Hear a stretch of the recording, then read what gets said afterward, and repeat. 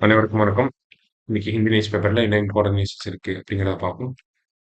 So முதல்ல பார்த்தோம்னா நமக்கு தமிழ்நாட்டில் ஏற்பட்ட அந்த சைக்ளோன் பெங்கால் புயலுடைய பாதிப்புகளை ஆய்வு செய்வதற்காக நமக்கு மத்திய பேரிடர் மேலாண்மையிலிருந்து குழு அனுப்பப்பட்டிருக்கு சரிங்களா.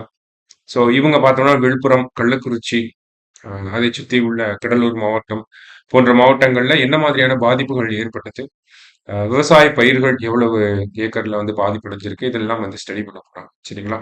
ஸோ அந்த குழுவின் தலைவராக யார் வந்திருக்காங்க அப்படின்னு பார்த்தோம்னா ராஜேஷ் குப்தா அப்படிங்கிறவர். ஒரு 7 பேர் கொண்ட குழு.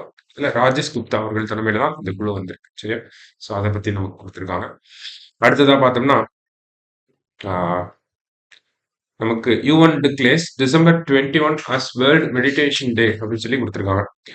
ஸோ இந்த ஒரு தீர்மானம் அப்படிங்கிறது நமக்கு ஐநா சபையில நிறைவேற்றப்பட்டிருக்கு. இந்த தீர்மானத்தை அறிமுகப்படுத்தின நாடு யாரு அப்படின்னு பார்த்தோம்னா யூரோப்பியன் கண்ட்ரி லிச்டன்ஸ்டெயின் அப்படிங்கிற இந்த கண்ட்ரி தான் அந்த தீர்மானத்தை அறிமுகப்படுத்தி இருந்தாங்க. இதுல இந்தியாவும் வந்து இந்த தீர்மானத்தை முன்மொழிஞ்சிருப்பாங்க. இந்தியா உட்பட ஸ்ரீலங்கா, நேபாள், மெக்சிகோ, அந்தோரா போன்ற நாடுகள் எல்லாமே இந்த தீர்மானத்தை முன்மொழிஞ்சும் இருக்காங்க சரியா. சோ இந்த தீர்மானம் ஐநா சபையில 193 பேர் உறுப்பு நாடுகளா இருக்கக்கூடிய பொது சபையில இந்த தீர்மானம் நிறைவேற்றப்பட்டிருக்கு சரியா. December 21 பார்த்தோம்னா நமக்கு வின்டர் சால்ஸ்டைஸ் டே ஓகேவா. அதே மாதிரி June 21 அப்படிங்கறது பார்த்தோம்னா நமக்கு சம்மர் சால்ஸ்டைஸ் அப்படின்னு சொல்லுவாங்க ஓகே. Summer solstice June 21. இந்த June 21 தான் நம்ம என்ன அப்சர்வ் பண்றோம், இன்டர்நேஷனல் யோகா டே அப்படின்னு சொல்லி அப்சர்வ் பண்றோம் இல்லையா. அதே மாதிரி December 21 இனிமேல் வேர்ல்ட் மெடிடேஷன் டேவா அப்சர்வ் ஆகும்.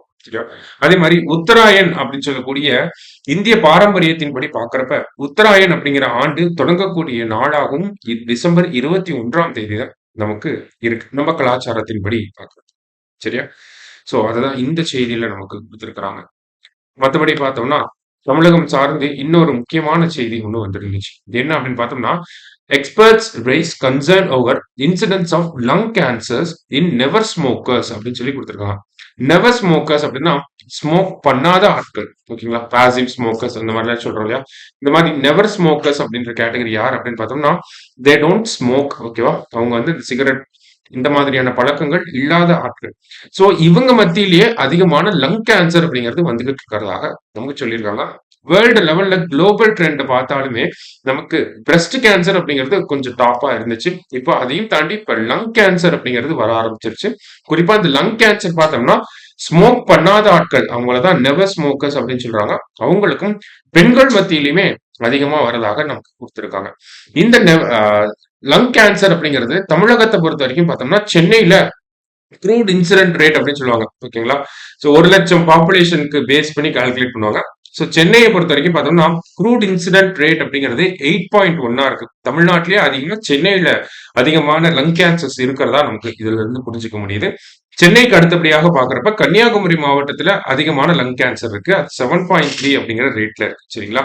சோ லங் கேன்சர் அப்படிங்கறத பாக்குறப்ப அடுத்தடுத்த மாவட்டங்களாக சென்னை, கன்னியாகுமரி, கோயம்புத்தூர், திருவள்ளூர், காஞ்சிபுரம் இவங்க தான் டாப் 5ல வந்து இருக்காங்க.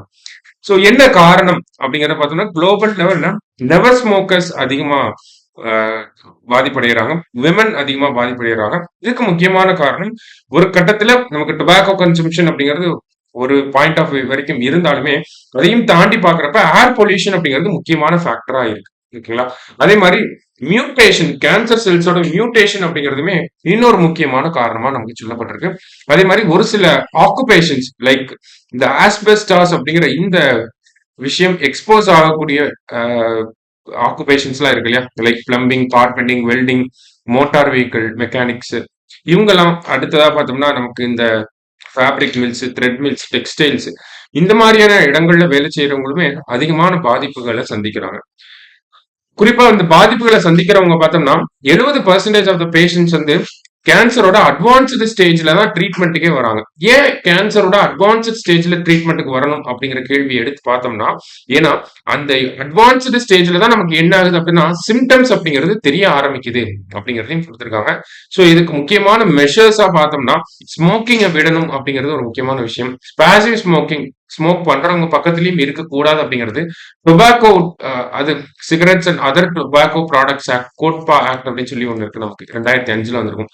இந்த சட்டங்கள வந்து ரொம்ப ஸ்ட்ரிக்ட்டான என்ஃபோர்ஸ்மென்ட் தேவைப்படுது. Life style modifications, screening, testing எடுத்துக்கணும். ஆ அதே மாரி பார்த்தோம்னா, பாலிசி கண்ட்ரோல் மெஷர்ஸ் அப்படிங்கிறதையும் கொண்டு வரணும். அதே மாரி சிடி ஸ்கேன் அப்படிங்கிறதையும் எடுத்துக்கணும் அப்படிங்கிறதெல்லாம் சொல்லிக் குடுத்துருக்காங்க நமக்கு. ஸோ இதுதான் இந்த ஆர்டிக்கிள்ல நமக்கு குடுக்கப்பட்ட முக்கியமான விஷயம். லங் கேன்சர் அப்படிங்கிறது தமிழகத்துல அதிகமாயிட்டே வருது அப்படிங்கிறத நம்ம இந்த ஆர்டிக்கிள்ல இருந்து புரிஞ்சுக்கிறோம். சரிங்களா? ஸோ இன்னைக்கு நியூஸ் பேப்பர்ல இருந்த முக்கியமான செய்திகள பார்த்திருக்கோம். Thank you.